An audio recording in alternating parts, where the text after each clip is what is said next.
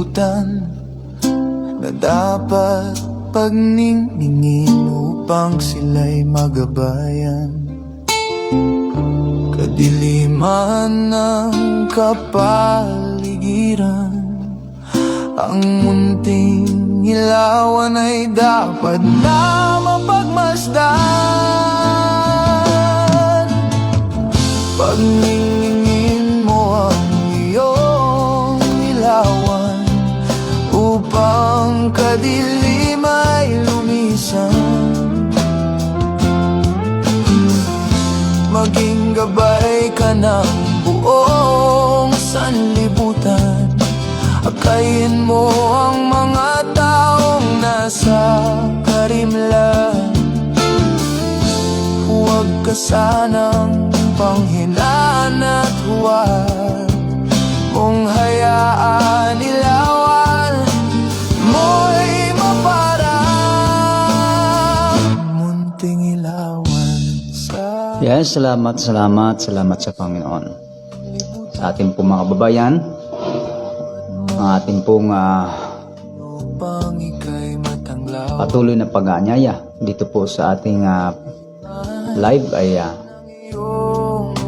inaasahan natin na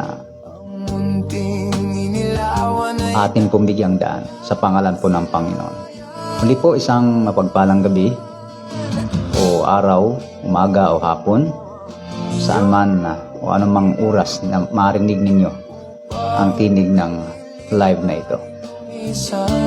Dalangin po natin ang gabay, karunungan, unawa at kaalaman at ang pangunguna sa atin ng ating Panginoon sa pamamagitan ng kanyang banal na Espiritu.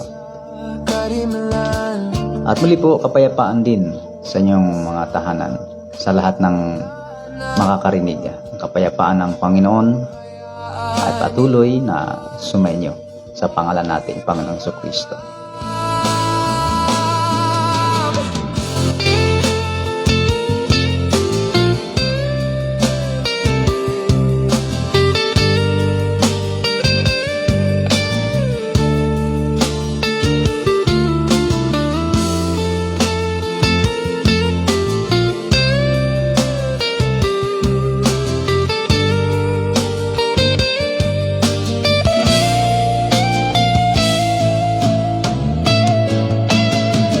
Pagningin mo ang iyong ilawan upang kadilim ay lumisan. Maging gabay ka ng buong sanlibutan.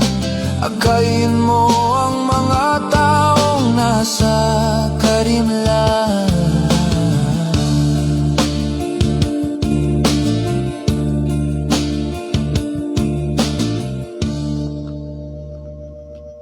Aklat po ng Deuteronomio 30 talata po 19, aking tinatawag ang langit at ang lupa na pinakasaksi laban sa inyo sa araw na ito, na aking ilagay sa harap mo ang buhay at ang kamatayan, ang pagpapala at ang sumpa. Kaya't piliin mo ang buhay upang ikaw ay mabuhay, ikaw at ang iyong binhi. Salamat sa Panginoon. Kaya po ang sabi rito, piliin mo ang buhay. Merong pinapipili sa atin ang Panginoon, inilagay niya ang pagpapala at ang sumpa. Ang kamatayan at ang buhay. Nang sabi rito, kaya't piliin mo ang buhay upang ikaw ay mabuhay, ikaw at ang iyong binhi.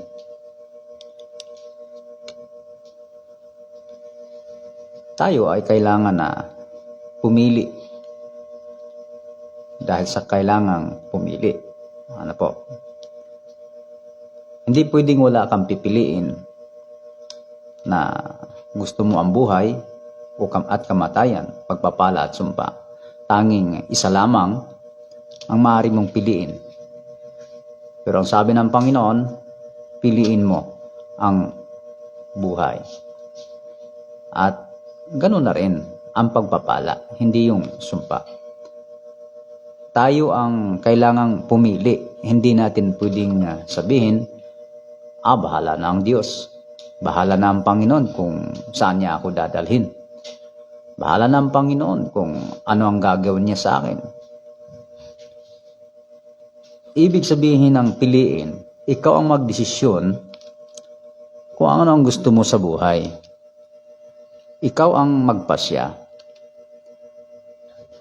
At ang sabi nga ng Panginoon, piliin mo ang buhay. Sa mga tuwid, gusto ng Diyos na sa dalawa na kanyang pagpipilian, na gusto niyang pagpipilian mo, ay piliin mo yung buhay. Ganyan kabuti ang Diyos. Ano po? Ganyan kabuti ang Diyos. Bagaman may kalayaan ka, may kalayaan ng tao, tayo, na pumili, ay nandun pa rin yung kanyang nais kung ano or alin yung kung ano yung pipiliin ng Diyos. Piliin mo. Pero hindi naman niya inalis na yung karapatan mo. Ano po? Yung karapatan mong pumili.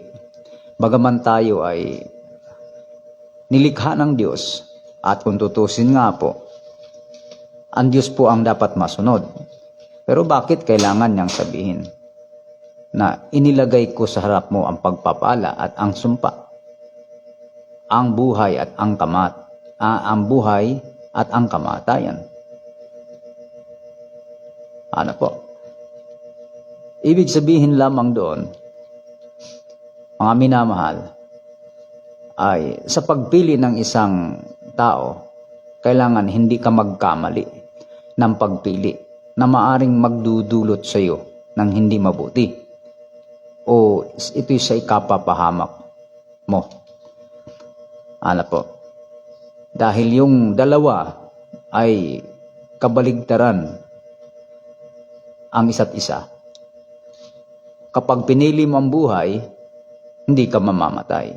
Pag pinili mo ang kamatayan, hindi ka mabubuhay. Yun lang ang gustong ipaalam sa iyo ng Panginoon. Pero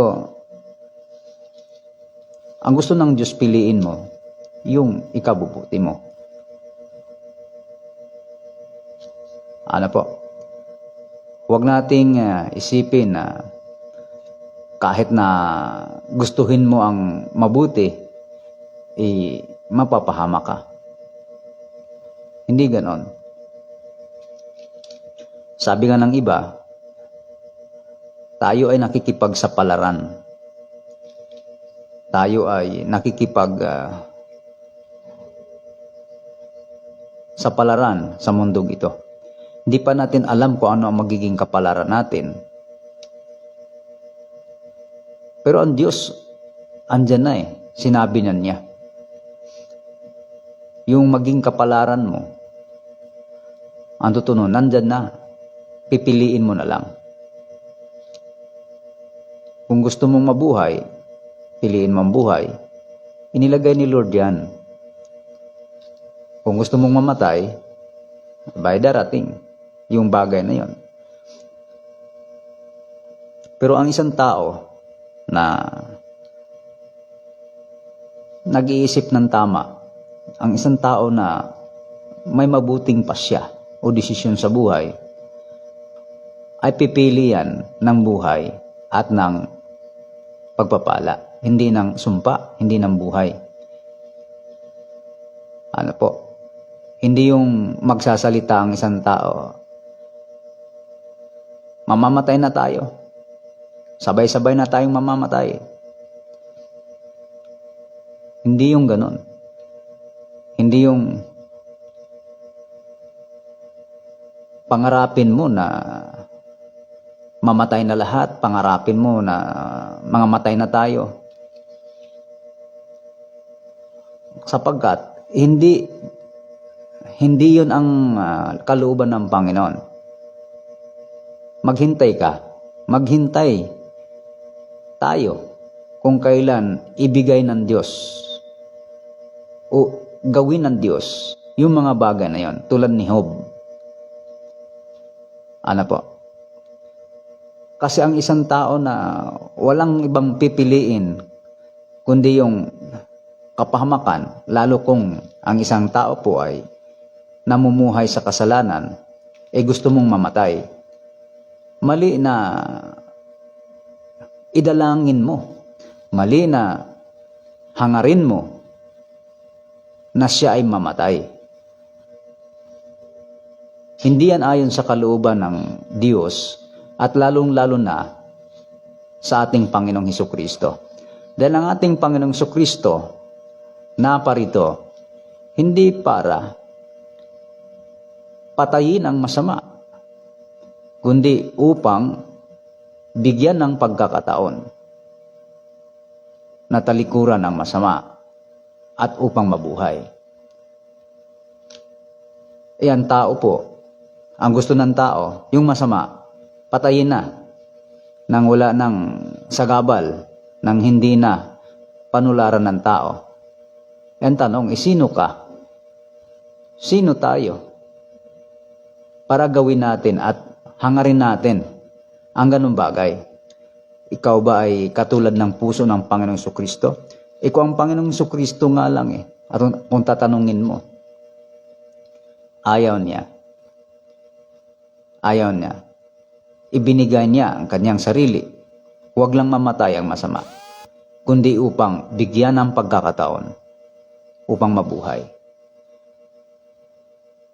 Ang tao iba Iba sa kaisipan ng Panginoon. Kaya doon papasok yung ang aking pag-iisip ay hindi ninyo pag-iisip. Ano po? Aking mga lakad ay hindi ninyo mga lakad. Yung kaisipan kasi ng Diyos, hindi yan kaisipan ng tao.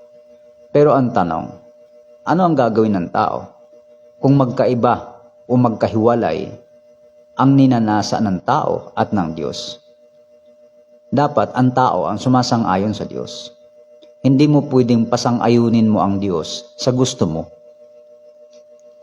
Kaya kung hangarin ng isang tao ang kamatayan ng isang tao, abay, hindi yan ang nais ng ating Panginoong Jesucristo na mangyari sa buhay ng isang tao. Ano po?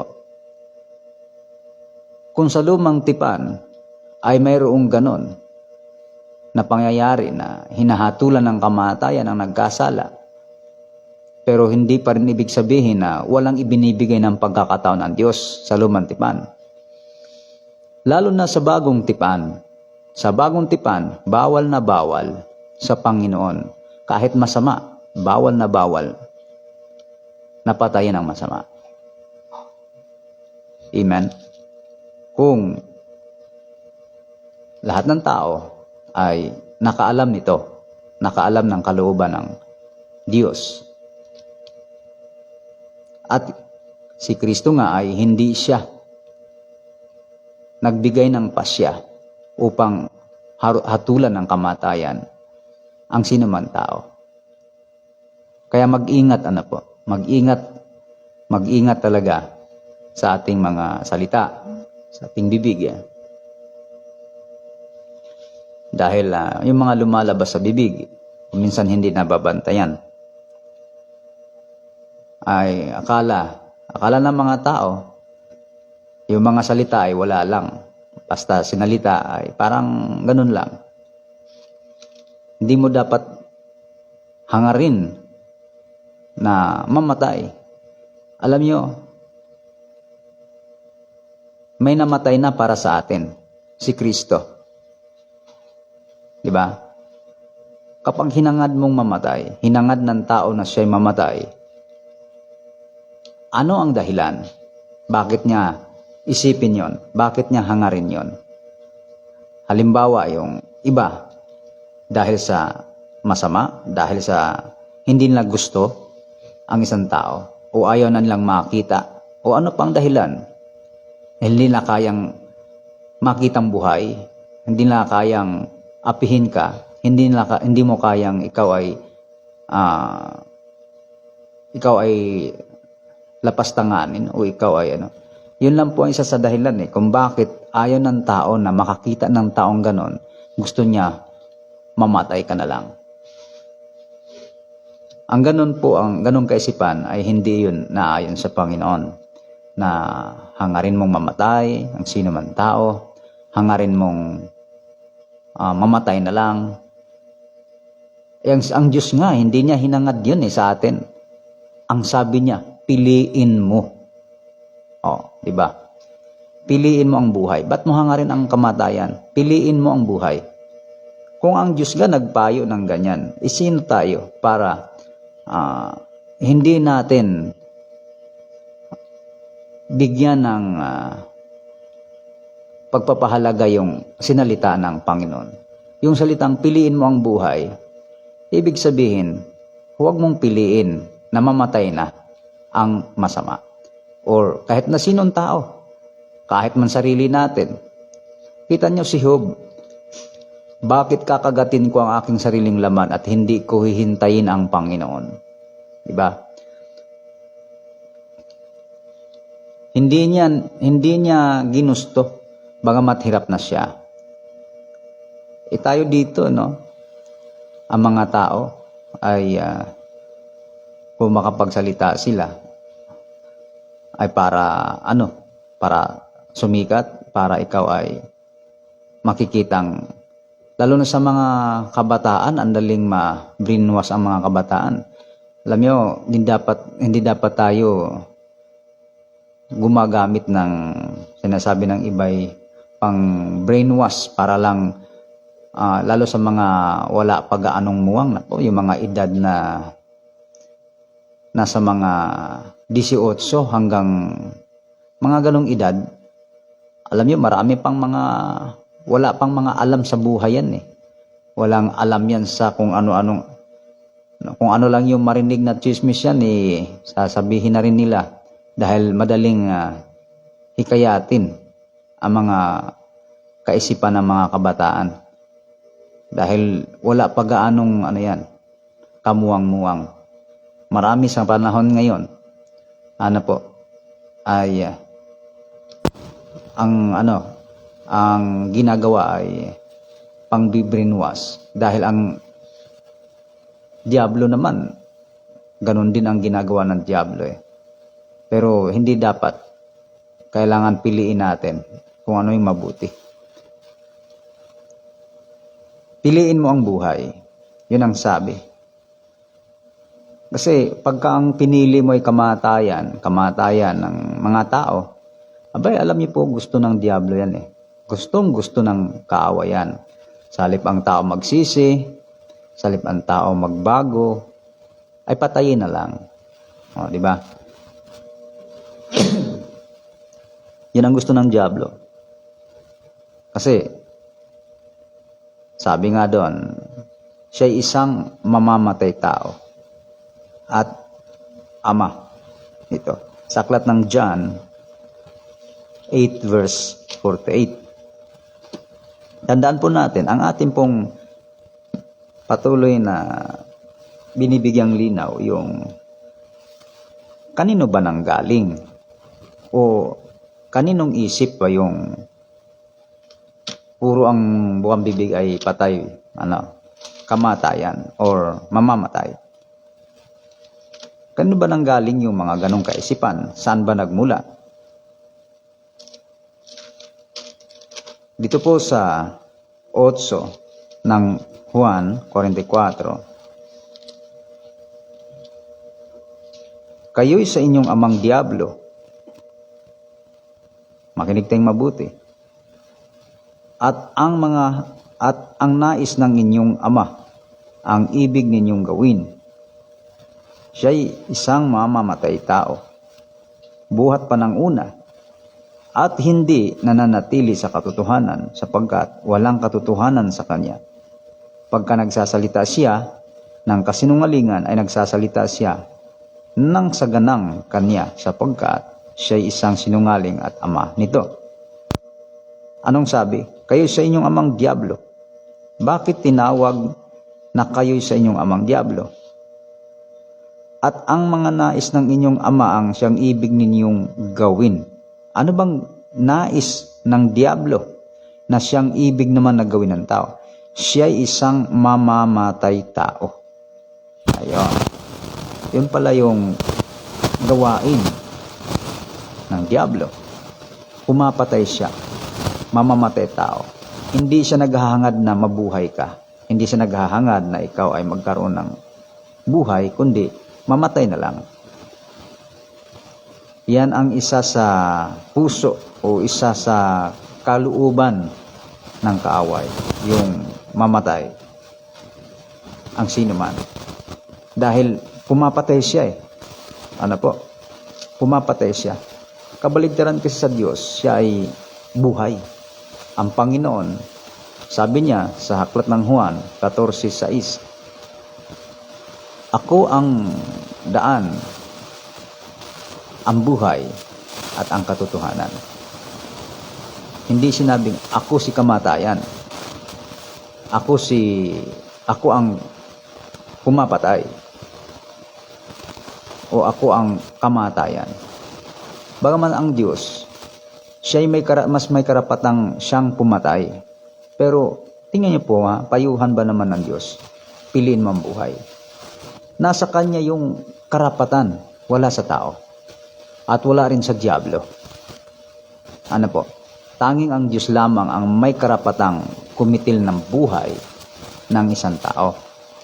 Pero ito po ay nagagawa ng kaaway na kumitil din ng buhay. Ano po?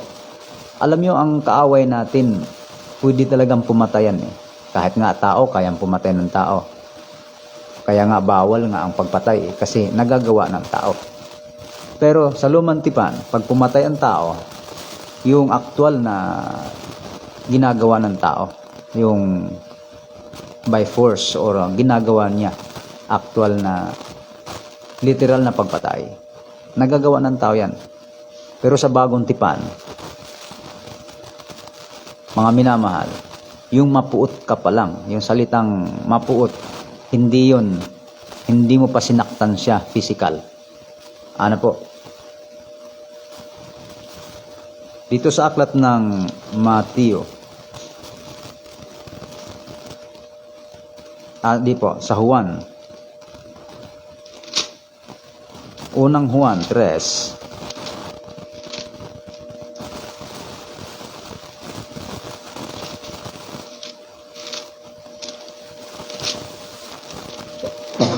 excuse po.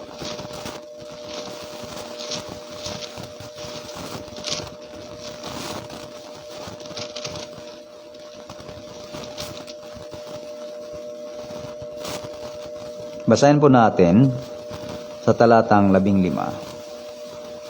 Ang sino mang napupuot sa kaniyang kapatid at ulitin po natin. Ang sino mang napupuot sa kaniyang kapatid ay mamamatay tao. At nalalaman ninyong sino mang mamamatay tao ay hindi pinananahanan ng buhay na walang hanggan. Ayan. Yung salitang mapuot, magkaroon ng galit sa kapatid o sa kapatid. Mapuot. Yan ang ginamit na salita eh. Ano po? Magkaroon ng puot sa kanyang puso sa tao. O sa kapatid, ang binanggit dito. Sa kapatid. Ang ganon ay isang uri ng pagpatay. O isang uri o isang paano ba sabihin ito? Hindi pa naman siya kumbaga salitang ay mamamatay tao. Yung salitang mamamatay tao yung tao na yon, tinaglay niya, taglay niya yung pagiging isang mamamatay. Ano po? Yung napupuot siya. Pero hindi naman napatay yung tao na kinapuputan niya. Hindi naman ibig sabihin na patay na yung kanyang kinaputan, kundi siya sa kanyang sarili ay taglay niya yung isang pagiging mamamatay tao. Amen?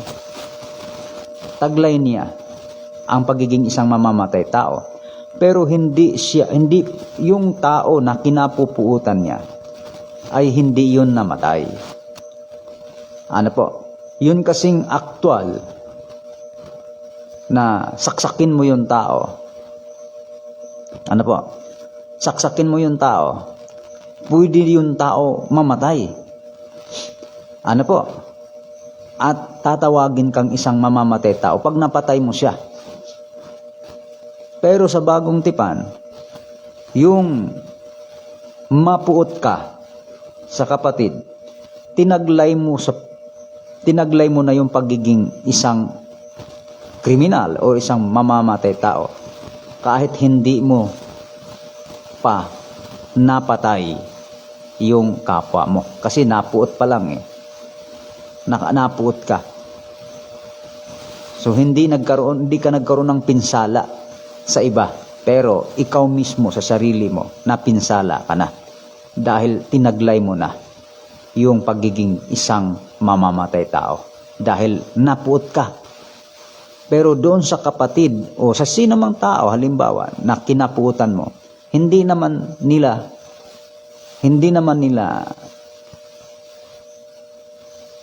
nangyari sa kanila na sila'y namatay. Di tulad sa actual or sa literal na pagpatay na ayan, sinaksak mo, binaril mo, namatay yung tao. Kaya ikaw ay isang mamamatay tao o ikaw ay nakapatay ng tao. Maaring nakapatay ka ng tao, pwede rin ang mamamatay tao. Yung nakapatay kasi ay maaring hindi sinadya. Marami kasing ganyang kaso, no? Nakapatay, pero hindi niya sinadyang makapatay.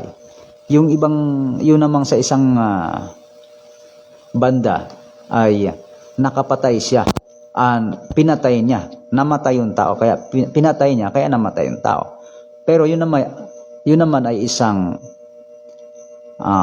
pananadya.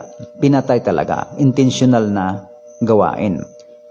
Kaya criminal siya at mayroong siyang pinatay at siya isang mamamatay tao. Yung isa naman ay wala naman siyang intensyon. Kaya pwede siyang tawaging nakapatay. Pero hindi siya, maaring hindi siya pwedeng tawaging mamamatay tao kasi hindi naman yun buhay.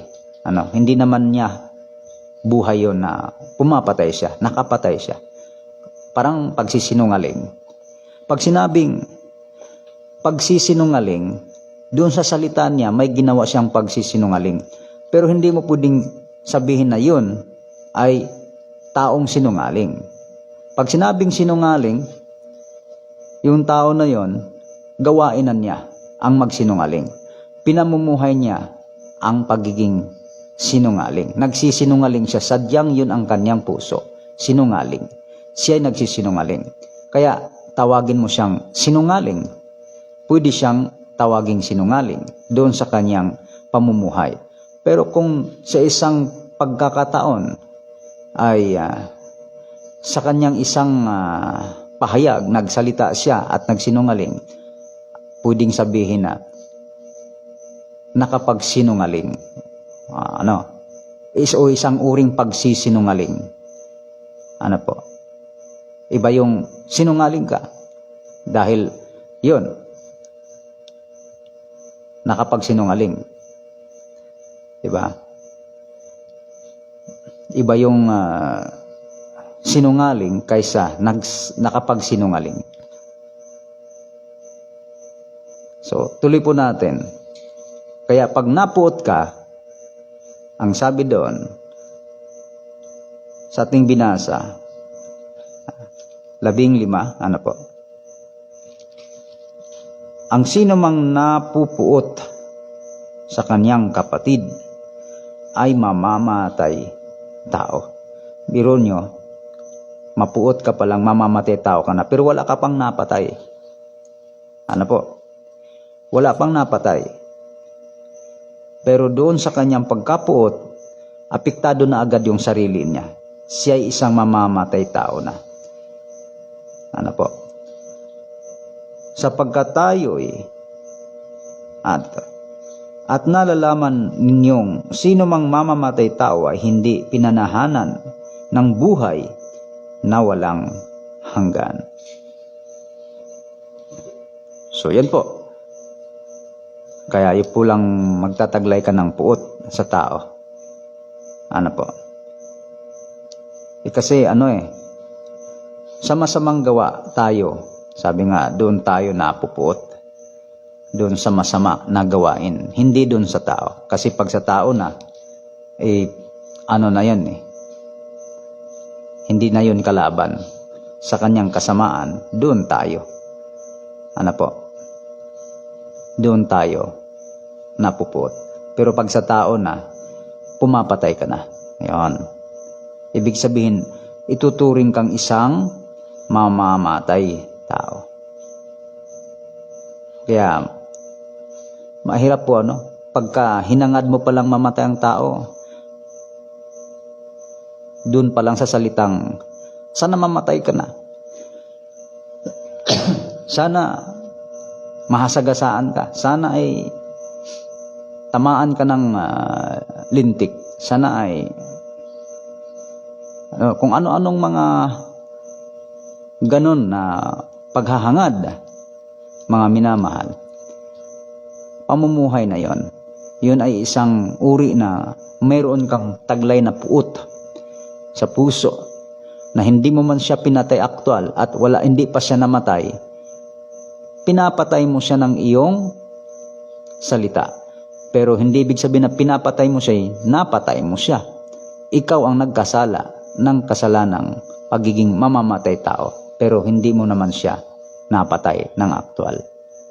Dahil kahit halimbawa, espiritual, inano mo siya, mamatay ka na sana. So, yun, pinatay mo na siya. Pero, hindi rin espiritual, napatay na siya. Ano po? Hindi yun makakaapekto sa kanya yung puot mo. Ikaw ang apektado nun. Pero kung aktual, yun. Pwede mo siyang mapatay at nakapatay ka at ikaw ay maaaring sinadya, tuturing ka nga isang mamamatay tao. So ganoon po mga minmahal sa ating topic ngayon tungkol sa pagkapuot. Yung pagiging isang mamamatay tao, saan ba nagmula? Saan nanggaling? Kanino ba yan nanggaling? Ang sabi ng Panginoon sa binasa natin, sapagkat siya isang mamamatay tao, sino yon? Ang Diablo. At ang nais ng Diablo na siyang ama, ang siyang ibig gawin, siya ay isang mamamatay tao at isang sinungaling. Ayon. Hindi naman kasi yung ginawa ng Diablo ay parang hindi niya sinadya. Yun talaga ang kanyang misyon, kumbaga, sa buhay ng tao. Siya hindi na siya mapapatawad. Wala na siyang kapatawaran. Kumbaga, alam na niya na siya ay patungo na sa kapahamakan. Kunting panahon na lang, alam ng Diablo. Alam yung ginagawa niya, nandadamay na lang siya. Mamatay lang rin naman siya. Mga minamahal, mamatay lang rin naman siya o maparurusahan lang din naman siya. Damay-damay na lahat. Tayong lahat. Kaya, yun ang gusto niya. Lahat ay mapaparusahan ng kamatayan. Kasi siya ay wala ng pag-asa pa. So, kaya itinanim niya yan sa puso ng tao na sa halip ang tao ay bigyan ng pagkakataon, mabuhay, or piliin ang buhay, hindi, kundi ipaisip yan sa tao na mamatay na lang lahat, mamatay na tayo. Wala nang silbing mabuhay pa tayo, mamatay na tayo. Ano po? Mahirap yang ganyan. At saka alam nyo ang Diyos. Sabi nga ang Diyos hindi natutulog. Ang Diyos, alam nyo po, araw at gabi yan, nagmamasid yan sa atin. Araw at gabi yan, nangangalaga yan sa atin. Sa dami ng trabaho ng Diyos, kumpara sa atin, mas busy pa nga ang Diyos kumpara sa atin eh. Dahil sa dami niyang alagaan, tayo mga anak lang inalagaan natin, asawa o pamilya, kamag-anak, yun lang ang inaalagaan mo. Pero si Lord, sa dami ng alagaan ng Panginoon, dami niyang binabantayan, ang dami niyang pinakakain, ang dami niyang iniintinding panalangin, ang dami niyang, kung tutusin, mas maraming trabaho si Lord kumpara sa atin. Busy ang Panginoon. Minsan, yun pa, mayroon, tulad yan, yung panalangin pa lang, sabay-sabay manalangin, may nanalangin sa Pilipinas, may nanalangin doon sa isang lugar, magkaiba ang panalangin. Isipin niyo po kung tao ka, paano mo pag-isa-isahin yung mga bagay na yun sa dami ng tumatawag sa Lord, Lord, Lord, Lord, Lord, dito. Lord naman doon sa kabila, Lord naman sa kabila, Lord naman dito sa kabila. Tapos iba-ibang panalangin. Iba hinihiling, nanalangin ng trabaho, nananalangin ng asawa, nananalangin ng pera, nananalangin ng kagalingan, nananalangin na siya ay kung ano-ano mga panalangin. Daming ginagawa ang Panginoon. Pero kahit ganyan ang Diyos, napakarami niyang iniintindi. Sabi nga hindi siya natutulog. Pero mayroon ding diwa na gumigising na maaga. Pero mayroon ding sinasabing hindi siya natutulog. Ano nga ba talaga? Pero ang Diyos kasi hindi tulad ng tao. Yan lang po ang ating masasabi. Ngayon, naririnig ng Diyos yan. Lahat tayo, yung mga lumalabas sa ating bibig, naire-record niya yan. Amen. Kahit yung salita ng tao, naire-record niya yan. Sabi nga sa Mateo, ang bawat salitang lumalabas sa bibig ng ang bawat salitang walang kabuluhan na sinasalita ng tao ay pagsusulit. Ano po? Ipagsusulit niya yan. Ibig sabihin, kahit salita, naka-record. Ano po? Ay kaya nga, dapat talaga ay mag-ingat. Dahil ang salita, kahit salita lang yan, hindi yan ibabaliwala ng Panginoon. Sabi nga sa Santiago, parang apoy. Ano po? Parang apoy. Ang dila. So, piliin ang buhay. Piliin. Huwag magsalita na mamatay. Hindi. Ganon. Hindi ganyan ang Diyos. Hindi ganyan ang Panginoon. Gusto ng Panginoon, tayo ay mabuhay. Tayo ay pagpalain. Dahil yun ang sabi niya piliin mo ang buhay. Alam kasi ng Panginoon, walang mabuti na mangyari sa iyo pag pinili mo ang kamatayan. Ikaw lang naman magdurusa Hindi naman kasama si Lord Pero pag pinili mo ang buhay, ikaw ang masayahan, ikaw makinabang, pati si Lord masiyahan din. Kasi makakasama ka ni Lord. Si Lord kasi, kahit tayo nilikha mula sa alabok, isipin nyo naman, kung gaano niya tayo pinahalagahan, alabok ka, tapos gusto niya na makasama ka na niya walang hanggang buhay. Di ba natin samantalahin yung ganong pagnanais ng Panginoon? Na bagaman ikaw, bagaman tayo ay mula sa lupa, hindi dapat tayo ay pansinin o pahalagahan. Pero pinahalagahan tayo ng Diyos na gusto niya na tayo ay makasama niya sa kanyang kaharian. Ganon kabuti si Lord Hindi tayo tutulad sa kaaway na patay na lang, patay kung patay. Yun na lang. Dahil wala namang puso ang diablo na bigyan ka ng buhay Nandadamay na ang kaaway Dahil alam niya, kaunting oras mayroon na lamang siya. Ano po, mayroong ganyan talata, no? Sa aklat ng Apokalipsis. Alam na niya. Kaya yung mapapansin nyo sa mga bukang bibig ng tao, saan ba nanggagaling yung mga ganong salita? 12, talatang 12. Malalaman lang rin naman ng tao yan eh. Kaya't mga gala kayo o mga langit, at kayong nagsisitahan diyan sa aba ng lupa at ng dagat. No? Sa aba ng lupa at ng dagat. Lupa at dagat, oh. Ano yon? Sapagkat ang diablo'y bumaba sa inyo na may malaking galit sa pagkaalam niya na kaunting panahon na lamang mayroon siya. Ano po? Sa magandang balita, 12 talatang 12. Basahin natin sa magandang balita. Ano ang sinasabi? Kaya't magalak kayo, kalangitan, at lahat ng naninirahan diyan. Subalit kalagim-lagim ang daranasin ninyo, lupa at dagat. Sapagkat ang matinding puot ng diablo ay babagsak sa inyo. Alam niyang kaunting panahon na lamang ang nalalabi sa kanya. Ayon. Ano raw ang sabi rito? Matinding puot ng diablo ay babagsak sa inyo.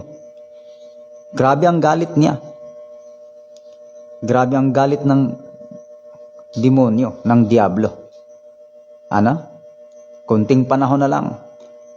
So sino nga namang hindi yan magalit na magalit, ano? Dahil wala na siyang time, wala na siyang panahon, mauubusan na siyang oras, at hindi lamang yon, palapit ng palapit ang araw ng paghatol sa kanya o ng paglagay. May hatol na eh. Yung paglagay na niya doon sa kanyang huling hantungan. Yung salitang huling hantungan, yung dagat-dagatang apoy na magiging tahanan na niya na wala ng katapusan. So galit siya dahil yung panahon na mayroon siya ay kakaunti na lang. Hindi rin kaya dahil sa kanyang galit ay tinataniman din ang tao. Tinataniman din niya ang puso ng tao at isip ng taong nang galit para ang tao din ay magalit. Kasi ang dalan niya ay galit eh. No? Pwede niyang itanim yan sa puso ng tao, yung galit. Para ang tao din maging magagalitin. O di ba? Magiging mapusok. At magkakapuutan, mga kapuot na magkakaroon ng ganun. Kaya kita niyo mga minamahal, pansin ko sa ating panahon ngayon, yung emosyon, emosyon, ang hirap pigilin, yung emosyon, yung galit, di ba? Ang hirap pigilin. Kasi, kita niyo naman ang diablo. Kaya nga, sabi doon na ang galit ng tao, hindi gumagawa ng katwiran. Ibig sabihin, ginagamit yan ng kaaway, yung kahinaan ng galit, para hindi ka makagawa ng katwiran. So, yung pagkapuot, pagkagalit sa kapwa, pwede kang isang mamamatay tao na doon. Pwede kang isang kriminal. Sa pamamagitan ng galit pa lamang, pumapatay ka na. No? Pumapatay ka na. Kahit na hindi pa nagawa literal. So yun yung misyon ng kaaway. Sa halip magkaroon ng buhay, ay gusto na lang niya mamatay. Ano po? Kaya yung isip ng tao, tataniman at tataniman talaga yan ng kaaway. Na mapuot para magiging isang kriminal o magiging isang mamamatay tao. Pero kung si Kristo ang ating pakinggan, mangag-ibigan kayo.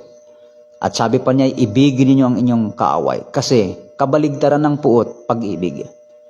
Kaya iibigin mo yung iyong kaaway. Sa kabila ng kapuutan naman, ang dulot ng kaaway, ang diablo. Ano po? Pero galing sa Diyos, pag-ibig naman. Mapapansin po natin ngayon, Kaya maraming tao ngayon na-stress, maraming mga tao stress daw sa ngayon. Dahil yung mga bagay na mapapansin nyo, ang tao is emotional, ang tao, madaling magalit ang tao. Yun. Tapos gagamit pa ng mga nakakagalit, Gagamit ba ng mga nakakagalit tulad ng mga anak, tulad ng mga apo, tulad ng asawa, ng kahit na sinong tao, kung sino yung mas malapit sa iyo, kung sino yung laging kasama mo, yun din ang gagamitin ng Diyos para gagalitin ka at gagalitin para magiging isang mamamatay tao ka. Dahil sa galit, napupuot na ang tao. Yan ang misyon ng tao. Kaya kung minsan, ang diablo ay kung minsan nadadaya ang tao, ang diablo talaga napakatalino. Kaya talagang kailangan mag-ingat. Kasi alin ba ang gagamitin madalas ng kaaway? 'Di ba? Kasama din. Dahil yung kasama, yun yung nakadikit sa iyo araw-araw at kailangan yung magiging buhay mo, magiging mabuhay ka hangga't nandyan yung tao na gagamitin ng kaaway, ay magiging buhay mo na ikaw ay nagagalit. Gagalitin at gagalitin ka. Pero hindi rin dapat natutuwa yung ginagamit kasi may mga ginagamit talaga ang diablo. Kung ang Diyos man gumagamit din siya ng tao, ang diablo gumagamit din ng tao. Kaya huwag kayong magtaka kung bakit sa panahon natin ngayon ay puro galit ang madalas nating napapansin. Galit, puot, yung ganong emosyon. Kahit saan. Ano po? Kasi, sabi ron, ating binasa, sa aba ng langit at sa aba ng lupa at ng dagat, sapagkat bumaba ang diablo na may dalang galit, yamang nalalaman niya na kaunting panahon, mayroon na lamang siya. Amen. Sana'y maghari ang pag-ibig, ang pagnanais natin ng buhay sa bawat isa, sa kapwa, upang siya mabuhay. Ang pag-ibig ang siyang magtutulak sa atin upang sikapin natin ang sino man sa halip na mamatay ay mabuhay dahil yun ang kalooban ng Panginoon. Yun ang kanyang layunin, ang layunin ni Kristo kung bakit siya naparito upang bigyan ng buhay at buhayin ang mga patay. Literal at espiritual. Patay sa espiritu na bubuhayin. At yung mga bulag sa espiritu ay makakita.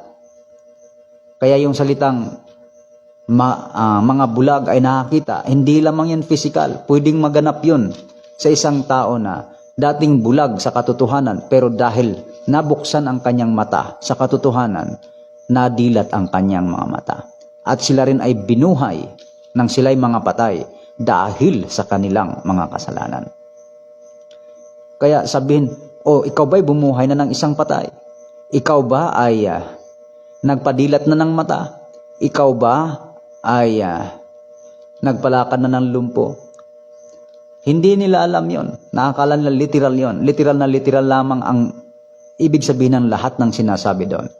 Dahil maaring gamitin tayo ng Diyos upang idilat ang mga mata ng mga taong nabulag sa katotohanan, upang sila ay gisingin at sila ay bigyan ng buhay sa kabila ng sila'y namatay.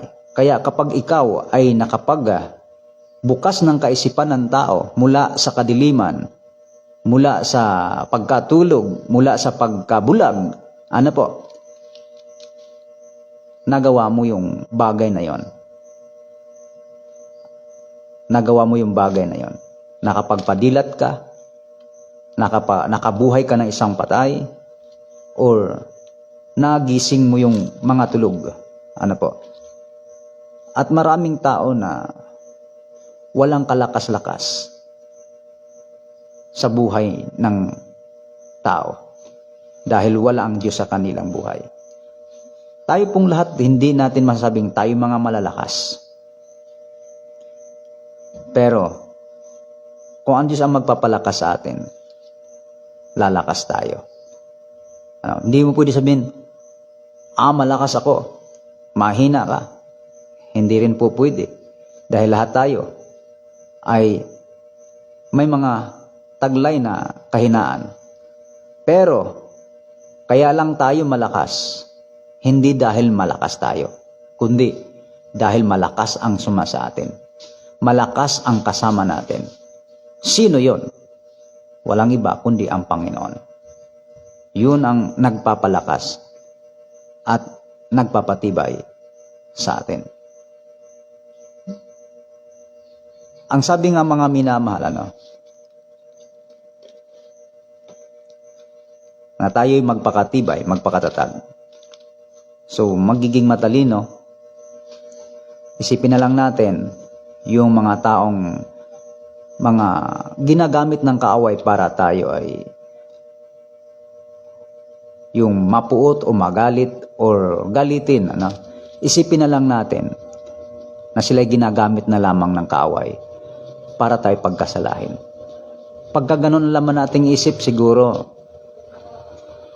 mawawala na yung galit mo dun sa tao. Dahil ang nakikita mo sa kanya, yung diablo na nagkukontrol sa kanya. Kawawa din yung tao na yon dahil isa siya sa biktima. Isa siya sa nadaya ng kaaway. At kapag siya ay pinatulan, ang mangyayari doon, maaaring siya'y napahamak na ng hindi na nakapagsisisi at hindi na nabago ang buhay o ikaw man ay napahamak na rin dahil din sa kanya. So dalawa na. Pero kung hindi mo siya intindihin, maaaring siya lamang yung mapapahamak. Pero pwede mo pa siyang tulungan kung ikaw mismo sa sarili ay nananatili ka sa buhay na naayon sa Panginoon. So yun lang po, mananatili tayo doon sa buhay ng sa Panginoon. Dahil ang kaaway natin ay tuso at yan po ang kanyang layunin. Isang na siya ay pumapatay at ang tao ay tinataniman niya ng kaisipan ng ganong uri na pamumuhay. Magiging isang mamamatay tao. Ngunit ang Panginoon, siya ay naparito pangbigyan tayo ng buhay at kasaganaan nito. Pagpalain po tayo nating Panginoon at harinaway sa munting mensahe. Tayo po ay magpakatibay, magpakalakas. Lagi nating isipin, mga minamahal, na ang Diyos mas malakas kaysa atin. So siya po ang magpapalakas sa atin. At hindi lamang po sa atin, malakas na malakas siya kaysa sa ating kaaway. Kung malakas ang ating kaaway, mas malakas din, mas lalong malakas ang ating Panginoon. Maglulubat na po ako. Ingatan kayo ng Panginoon, mga minamahal, at ang pagkalakasang mula sa Panginoon ay sumainyo sa pangalan ng Panginoong Jesucristo. God bless everyone. Mag-ingat at ingatan kayo ng Panginoon.